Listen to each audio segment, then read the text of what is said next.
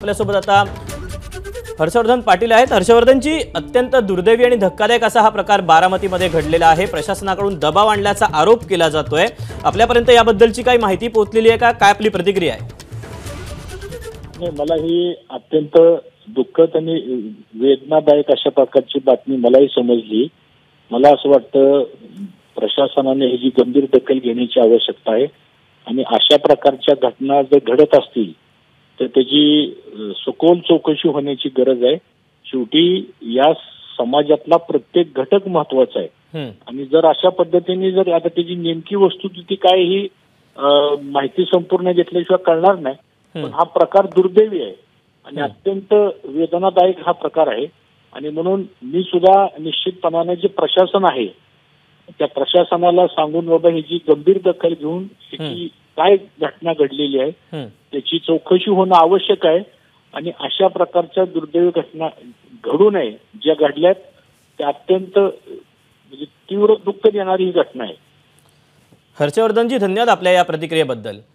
आणि आपल्यासोबत शिवसेनेचे नेते विजय शिवतारे देखील आहेत। शिवतारेजी, एकीकडे मतांसाठी मतदारांपर्यंत पोहोचण्यासाठी नेते मंडळीची धावपळ सुरू आहे आणि दुसरीकडे आपल्याच परिसरामध्ये बारामतीमध्ये हा दुर्दैवी प्रकार घडतोय। काय आपली प्रतिक्रिया आहे? काय आपली यानंतर पावलं असणार आहेत? ऐकून अत्यंत दुःख वाटलं।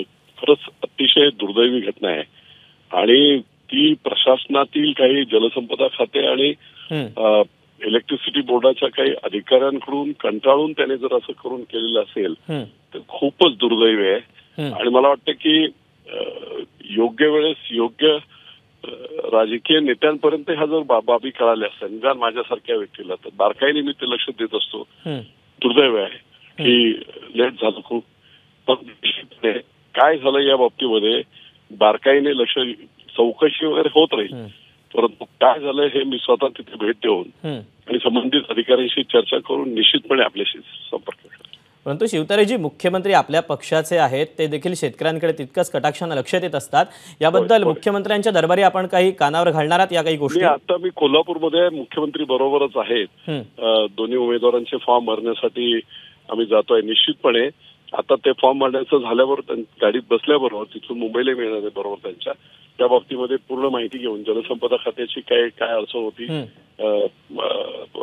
MSCBची काय अडचण होती, कशामुळे झाल्याची पूर्ण माहिती मी 15-20 मिनिटांमध्ये घेऊन निश्चितपणे त्यांना सुद्धा ब्रीफ करेल आणि शक्यतो उद्या मी सकाळी त्या शेतकऱ्याच्या घरी जाऊन येईल। ABP माझा, उघडा डोळे बघा नीट।